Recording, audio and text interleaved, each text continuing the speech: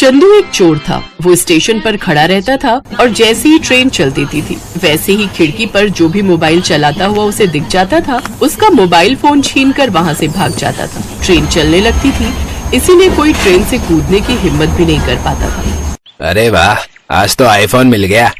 ये कम से कम 20-25 हजार में तो बिक ही जाएगा। चंदू मोबाइल लेकर चोर बाजार पहुँच गया। वो किसी दुकान पर जाकर मोबाइल बेचने लगा। अरे चंदू, आज तो लंबा हाथ मार लिया तूने, लेकिन ये इतना महंगा फोन मैं नहीं ले सकता भाई। इस मोबाइल में बहुत सिक्योरिटी होती है, मैं तुरंत पकड़ा जाऊंगा भाई। कमाल करते हो बिहारी लाल। मैं एक चोर होकर इतना महंगा फोन चोरी करते हुए नहीं डरा, और तुम ये फोन खरीदते समय डर रहे हो। यार, तुम लोग तो दिन भर दुकान में बैठे रहते हो बे। हम लोगों को रिस्क लेना पड़ता है, समझे, और मेहनत भी करनी पड़ती है। चुपचाप ये फोन ले लो, समझे, वरना आप। इतने में पीछे से चंदू के कंधे पर किसी ने हाथ रखा। उसने पलटकर पीछे देखा तो एक लंबा चौड़ा आदमी था। हाँ भाई, लाओ ये फोन मुझे दे दो। ठीक है, मुझे तो किसी ना किसी को फोन बेचना ही है। ले लो, निकालो 5000। हाँ, अपना हाथ आगे बढ़ाओ, देता हूँ। चंदू को कुछ समझ नहीं आया, लेकिन जैसे ही उसने अपना हाथ बढ़ाया वैसे ही उस आदमी ने चंदू के दोनों हाथों में हथकड़ियां पहना दी। इतने में बहुत सारे पुलिस वाले वहाँ पर आ गए। अरे ये सब क्या है? ये तो धोखा हुआ है मेरे साथ है। अच्छा, एक छोटा सा धोखा खाकर तुम्हें कष्ट हो रहा है, और जो तुम लोगों की मेहनत से कमाए हुए मोबाइल फोन, उनका पर्स चोरी कर लेते हो, तब उन लोगों पर क्या बीतती होगी, इस बात का तुम्हें अंदाजा नहीं हुआ? मैं हूँ इस इलाके का एसीपी। तुमने इस बार गलत आदमी का फोन छीन लिया।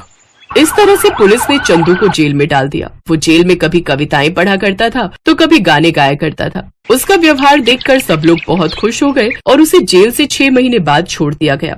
देखो, तुम्हारे अच्छे व्यवहार की वजह से तुम्हें छोड़ा जा रहा है। बाहर निकलने के बाद मेरी नजर तुम पर हमेशा रहेगी। चोरी करना बंद कर दो, कुछ ढंग का काम धंधा करो। लेकिन मैं तो पढ़ा लिखा भी नहीं हूँ, मुझे काम कौन देगा? तुम्हें दूसरे के यहाँ नौकरी करने को किसने कहा? बर्गर, पिज्जा, पापड़, गोलगप्पे, चाय, कुछ भी बेचो। खैर, चंदू 6 महीने बाद जेल से छूटकर अपनी झोपड़पट्टी में आ गया और मन ही मन सोचने लगा। एसीपी साहब ने बिल्कुल सही कहा। आखिर कब तक मैं चोरी करता रहूंगा? बार बार पकड़ा जाऊंगा। मैं अभी तक स्टेशन पर चोरी करता था, तो अब स्टेशन ही एक तरीके से मेरा घर बन चुका था। तो मैं क्यों ना स्टेशन पर ही चाय या गोलगप्पे बेचूं? चाय तो बहुत लोग बेचते हैं, मैं ऐसा करता हूँ, गोलगप्पे बेचता हूँ स्टेशन पर।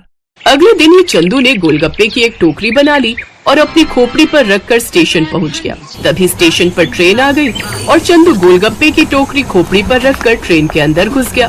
गोलगप्पे ये खा लो, गोलगप्पे ये। मेरे गोलगप्पे का पानी देखते ही आप लोगों के मुंह में पानी आ जाएगा। हाँ। अरे भाई साहब, ये गोलगप्पे कैसे दिए? 10 का 4। अरे बाप रे, गोलगप्पे में मटर की जगह सोना चांदी डालते हो क्या? बिल्कुल टोपा हो क्या भैया? सोना चांदी गोलगप्पे के अंदर कौन डालता है? और अगर सोना चांदी डालकर बेचूंगा भी तो 10 रुपए का 4 नहीं, 10 लाख का 1 बेचूंगा। मोटे खाना है तो खाओ, वरना प्रभु के गुण गाओ। अरे नहीं भाई, हमें नहीं खाना इतना महंगा गोलगप्पा। लेकिन लड़कियों और औरतों को तो गोलगप्पे बहुत पसंद होते हैं। वैसे भी ट्रेन के अंदर गोलगप्पे कहाँ मिलते हैं? कम से कम भाई साहब गोलगप्पे बेच तो रहे, यही बहुत बड़ी बात है। लाओ भैया, इधर ले आओ, हमें गोलगप्पे खिलाओ। दिन भर मेहनत करके उसने 300-400 रुपए कमा लिए, लेकिन जब वो घर पहुंचा तब वो ज्यादा खुश नहीं था और बहुत थक भी चुका था। पहले तो मुझे लगा कि चोरी करने से अच्छा गोलगप्पे बेचना होगा, लेकिन मैं एक प्लेट गोलगप्पे में सिर्फ 3 रुपए कमा पाता हूँ। इससे अच्छा तो मेरा चोरी का धंधा था। एक झटके में 3-4 हजार अंदर कर लेता था मैं। गोलगप्पे का सहारा लेकर ही कुछ अलग सोचना पड़ेगा। चंदू रात में प्लान सोचने लगा और सोचते सोचते सो गया और उसे एक आइडिया आया। सुबह उठकर उसने फिर से गोलगप्पे की टोकरी तैयार की और ट्रेन के अंदर घुस गया। गोलगप्पे ये 10 के 20 से, खा लो तीखे और चटपटे गोलगप्पे 10 के 20 से। 10 के 20 गोलगप्पे सुनकर ट्रेन में बैठे सभी यात्री हैरान हो गए। ओए गोलगप्पे वाले, इतने सस्ते गोलगप्पे क्यों बेच रहा भाई? 20 दिन पुराने खराब गोलगप्पे तो नहीं बेच रहा है? उस आदमी की बात सुनकर चंदू को गुस्सा आया। उसने उस आदमी से कहा, तुम लोगों को हर बात में समस्या होती है। महंगा बेचो तो भी दिक्कत, सस्ता बेचो तो भी दिक्कत। अगर मेरे गोलगप्पों में जरा सी भी खराबी निकली तो मैं अपनी बीवी तुझे दान कर दूंगा, और अगर मेरे गोलगप्पे बिल्कुल ताजा निकले तो तुझे अपनी बीवी मुझे दान करनी होगी। बोल, मंजूर है? ये कैसी शर्त है भाई? क्यों? अगर तुझे इतना ही कॉन्फिडेंस है कि मेरे गोलगप्पे खराब है तो डर क्यों रहा है? अरे भैया, छोड़ो इन लोगों को। ये मर्द जात होती ही ऐसी है, हर बात पर शक करने की बीमारी होती है। इतने सस्ते गोलगप्पे बेच रहे हो तुम। आज के बाद तो मैं हर रोज इस ट्रेन में सफर किया करूंगी। जल्दी से हमें गोलगप्पे खिलाओ, अब रहा नहीं जाता। चंदू सभी को गोलगप्पे खिलाने लगा। धीरे धीरे वहाँ बहुत सारे लोगों की भीड़ लग गई। आदमी, लड़के, औरतें, लड़कियाँ सब उसके पास आ गए। भीड़ का फायदा उठाकर उसने लोगों की बहुत सारी पर्स मार दी। रात को जब वो घर पहुँचा और बैग खोला तो उसमें ढेर सारे पर्स थे। ये हुई ना बात। इस तरह उसके पास करीब 30,000 रुपए इकट्ठा हो गए। क्या बात है, ये प्लान तो कामयाब हो गया। एक ही दिन में 30,000। ऐसे तो कुछ ही दिनों में मैं लखपति बन जाऊंगा। तो ये उसका अब रोज का काम हो गया। सस्ते गोलगप्पे के लालच में लोग उसके पास भीड़ लगा लेते थे, जिसका फायदा उठाकर वो लोगों के पर्स बहुत ही आसानी से मार लिया करता था। ऐसा करते करते महीनों बीत गए। एक रात जब चंदू पर्स गिन रहा था तब उसे एक बहुत ही सुंदर पर्स दिखाई दिया। वो पर्स कुछ अलग ही लग रहा था और मजबूत भी था। अरे वाह, ये पर्स तो दमदार है, इसे तो मैं ही रखूंगा। अगले दिन फिर वो टोकरी लेकर स्टेशन पहुंच गया। ट्रेन के अंदर वो फिर से लोगों को गोलगप्पे खिलाने लगा। वहीं दूसरी तरफ एक आदमी ने जाकर आरपीएफ से शिकायत की। साहब, लगता है स्टेशन पर पर्स मारने का कोई गैंग आ गया है। अगर ऐसा कुछ होता तो हमें पता न चलता। यहाँ स्टेशन पर हर तरफ सीसीटीवी कैमरे लगे हुए हैं। अगर कोई चोर होता तो पकड़ा जाता। मेरा बेशकीमती पर्स चोरी हो गया है, मुझे लगा यही चोरी हुई होगी। तभी वहाँ चंदू आ गया और जोर जोर से आवाजें लगाने लगा। जल्दी जल्दी आओ, लूट लो 10 के 20 गोलगप्पे। तभी आरपीएफ ऑफिसर की नजर उस पर गई। मैं काफी महीनों से देख रहा हूँ, ये पानीपुरी वाला जैसे ही आता है वैसे ही हजारों लोगों की भीड़ लग जाती है। हाँ साहब, आप भी एक बार चक्कर देखिए। आरपीएफ ऑफिसर उस आदमी के साथ चंदू के गोलगप्पे खाने चला गया। गोलगप्पे तो उसे बहुत पसंद आए। ये लो चंदू, पैसे काट लो। साहब 500 का नोट छुट्टे नहीं है क्या? अरे छुट्टे होते तो 500 का नोट क्यों पकड़ा था? ठीक है साहब, लाओ देता हूँ। चंदू ने छुट्टे देने के लिए अपनी जेब से पर्स निकाला। वो पर्स वही क्रोकोडाइल वाला था। आरपीएफ के साथ वाला आदमी वो पर्स देखकर हैरान हो गया। भाई साहब, ये पर्स किसका है? ये पर्स मेरा है, और किसका है? नहीं साहब, ये तो मेरा पर्स है। मैं इसी पर्स की शिकायत लेकर आपके पास आया था। मैंने मगरमच्छ की खाल से ये पर्स खुद बनवाया था। अच्छा, तो तू ही गोलगप्पे की आड़ में लोगों के पर्स मारता था। चल मेरे साथ। आरपीएफ वाला उसे थाने ले गया। वहाँ उसे वही एसीपी मिला। सर, यही वो चोर है जो अभी तक हजारों लोगों के पर्स चोरी कर चुका है। चंदू, मैंने तुझे समझाया था ना, फिर भी तू नहीं समझा। पिछली बार तो मैंने तुझे 6 महीने में छोड़ दिया था, पर इस बार तो लंबा अंदर जाएगा बे।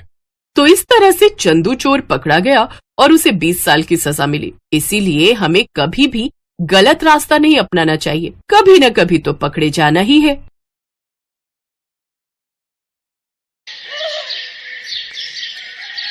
सुमन दिल्ली में रहती थी। उसके पापा चाट का ठेला लगाते थे। सुमन भी इस काम में अपने पापा का साथ देती थी। पापा, ये लो, सारे गोलगप्पे भी तैयार हो गए और पानी भी बना दिया। बस मीठी चटनी आप बना लो, मैंने हरी चटनी बना दी है। सुमन बेटिया, सारा काम तो तूने ही कर दिया। तू तो मेरी आदत खराब कर रही है बेटी। कुछ दिनों में तू ससुराल चली जाएगी तो तेरे बिना काम में बिल्कुल मन नहीं लगेगा। तेरी बहुत कमी खलेगी बिटिया। बस रो दिए। सुमन, अब तू ही अपने पापा को संभाल। थोड़ी थोड़ी देर में मन भारी कर लेते हैं। पापा, मैं आपको छोड़कर कहीं नहीं जाऊंगी। मुझे ये शादी नहीं करनी। मैं भी आपके और माँ के बिना नहीं रह पाऊंगी। पापा। नहीं बिटिया, ऐसे नहीं कहते। बेटियों को अपने ससुराल जाना ही होता है। केशव बहुत अच्छा लड़का है, तो ससुराल में बहुत खुश रहेगी। सुमन की शादी सूरत में तय हो गई थी। 1 महीने बाद सुमन की शादी थी, इसीलिए सुमन अपने माता पिता से दूर दूसरे शहर जाते थोड़ा उदास थी। सुमन बड़ी थी और एक छोटा भाई था जो अभी पढ़ रहा था। धीरे धीरे 1 महीना बीत गया और सुमन की शादी का दिन आ गया। सुमन के माता पिता उसे राजी खुशी डोली में विदा करते हैं। शादी के बाद सुमन दिल्ली से सूरत अपनी ससुराल आ जाती है। सुमन का पति केशव एक गैराज में गाड़ियों की मरम्मत करता था। सुमन समझदार थी। उसने आते ही पूरे घर को संभाल लिया। बस बहू, मैं और रोटी नहीं लूंगी, केशव को दे दे। बस एक ही रोटी देना, पेट में बिल्कुल भी जगह नहीं है। इतना स्वादिष्ट खाना बनाया है बहू कि मैं एक रोटी भूख से बढ़कर खा गई। कहा माँ जी, 2 निवाले की 1 रोटी होती है मेरी छोटी छोटी। अब मैं आ गई हूँ ना, तो रोजाना आपको ऐसे ही गरम गरम मेरे हाथ का बना भोजन खाना होगा। कोई बहाना नहीं चलेगा। हमारे तो भाग्य खुल गए बहू, जो तुम हमारे घर में बहू बनकर आई। जीती रहो। सुनिए, मैंने आपका टिफिन पैक कर दिया है, ये लीजिए। बस मैं 2 मिनट में आई। अब ठीक है, मैं बाहर तब तक मोटरसाइकिल निकालता हूँ। माँ जी, और क्या क्या राशन लाना है? बस यही बहू जो लिखवाया है, बाकी तुम अपने लिए जो चाहो खरीद लेना। ठीक है, मैं थोड़ी देर में लौटती हूँ। सुमन केशव के साथ मोटरसाइकिल पर बाजार चली जाती है। सुमन, कहो तो गैराज बाद में चला जाऊंगा। तुम अकेले घर सामान लेकर कैसे जाओगी? अरे आप चिंता मत करो, मैं ऑटो ले लूंगी। केशव सुमन को बाजार में छोड़कर गैराज जाने लगता है। तभी उसकी मोटरसाइकिल के आगे कहीं से एक पत्थर आ जाता है। केशव की मोटरसाइकिल लड़खड़ा जाती है और वो बहुत तेज गिरता है। केशव को काफी चोट आ जाती है। सुमन कुछ ही दूरी पर थी। हे ईश्वर, ये क्या हो गया? भाई साहब थोड़ी मदद कीजिए। चिंता मत करो बहन जी, सब ठीक हो जाएगा। कुछ लोग सुमन की मदद करते हैं और केशव को बराबर के अस्पताल में ले जाते हैं। डॉक्टर केशव का इलाज करता है। कुछ देर बाद केशव को आराम मिलता है। ज्यादा गंभीर चोटें तो नहीं थी, पर केशव के पैर की हड्डी टूट गई थी। 2 दिन बाद केशव को छुट्टी मिलती है। माँ मैं ठीक हूँ, बस पैर की हड्डी में ही तो फ्रैक्चर है। कुछ महीनों में मैं ठीक हो जाऊंगा, चिंता मत करो। अरे माँ हो ना बेटा, तू नहीं जानता, जरा सी खरोच भी बच्चे को आ जाए तो माँ का कलेजा निकल जाता है। और फिर तेरे तो इतनी चोट आ गई है। अब तो कुछ दिन के लिए गैराज भी नहीं जा सकता। जाना भी नहीं है, डॉक्टर ने अभी 6 महीने रेस्ट के लिए बोला है। आप चिंता मत करो, पैसों की कोई तंगी नहीं आएगी। मैं कोई काम शुरू कर देती हूँ ताकि घर में थोड़े पैसे आते रहें। तभी सुमन के माता पिता भी दिल्ली से आ जाते हैं। सुमन ने उन्हें फोन पर केशव के एक्सीडेंट की बात बताई थी, जिसे सुनकर वो रह नहीं सके। अब दामाद जी, काम की कोई चिंता मत करो। सुमन ने मेरे से चाट बनाना बहुत अच्छे से सीखा हुआ है। सुमन बिटिया, तू यहाँ सूरत में दिल्ली वाले गोलगप्पे शुरू कर, वो तो बहुत अच्छे बनाती है। कुछ दिन मैं यहाँ रुक जाता हूँ, जब काम सेट हो जाएगा तब मैं वापस चला जाऊंगा। हाँ पापा, ये ठीक रहेगा। दिल्ली वाले गोलगप्पे यहाँ बहुत अच्छे चलेंगे। हमारे इधर आसपास किसी ने भी दिल्ली वाले गोलगप्पे का काम नहीं शुरू किया हुआ। केशव बेटा, आप सारी चिंता छोड़ दो। पापा और मैं कुछ दिन अब यहीं रहेंगे। शुक्रिया माँ, शुक्रिया पापा, आपने मुझे बहुत हिम्मत दी है। ऐसी बहू और ऐसे समधी सचमुच बहुत नसीब वालों को मिलते हैं। सुमन की सास की आंखों में आंसू आ जाते हैं। केशव को भी अपने सास ससुर के आने के बाद बहुत हिम्मत मिल गई थी। सुमन अपने पापा के साथ सूरत में गोलगप्पे का ठेला शुरू करती है, जिसके ऊपर लिखा था दिल्ली वाले गोलगप्पे। गोलगप्पे के दीवाने तो बहुत लोग हैं और सूरत में तो पानीपुरी के सभी दीवाने हैं। ये देखकर सुमन और उसके पापा ने गोलगप्पे का स्टॉल लगा दिया। उनके बने गोलगप्पे बहुत पसंद किए जाने लगे। सुमन बिटिया, मुझे पता है अब तुम काम अकेले संभाल लोगी। अब हमें चलना चाहिए। सूरज भी अपनी बुआ के घर बहुत दिन से रुका हुआ है। फोन पर बोल रहा था कि हमारे बिना उदास हो रहा है। हाँ पापा, सूरज बहुत दिन अकेला रुक गया और आपको दिल्ली का भी तो काम संभालना है। वो भी बहुत दिनों से बंद पड़ा है।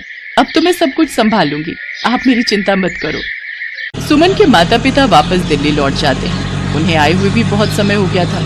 अब सुमन अकेली रोजाना गोलगप्पे का ठेला लगाने लगी। वो रोजाना सुबह उठकर गोलगप्पे और बाकी का सामान तैयार करती और बाजार निकलती। कुछ भी कहो सुमन दीदी, आपके गोलगप्पे का जवाब नहीं है। हम सारी सहेलियां रोजाना शाम को स्पेशली मार्केट आपके गोलगप्पे खाने के लिए आती हैं। हाँ सुमन दीदी, ये तो सच है, बहुत टेस्टी गोलगप्पे होते हैं आपके, साथ में खट्टा मीठा पानी, बहुत बढ़िया बनाती हो आप।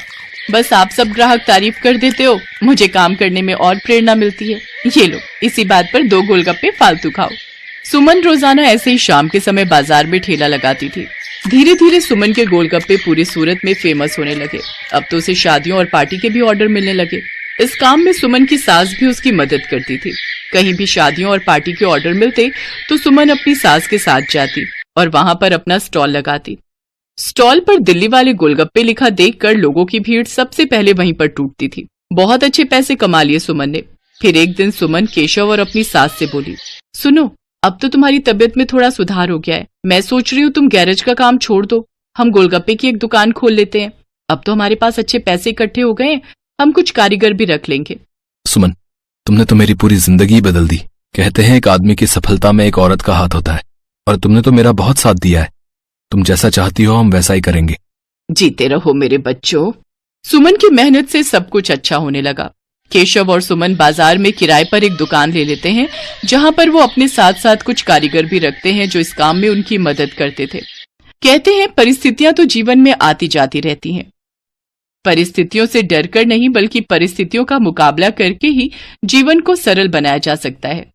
जो व्यक्ति संघर्षों से लड़ता है वही ऊंचे मुकाम प्राप्त करता है। जैसा सुमन ने किया, वो परेशानियों से डरी नहीं, बल्कि उनसे बचने का रास्ता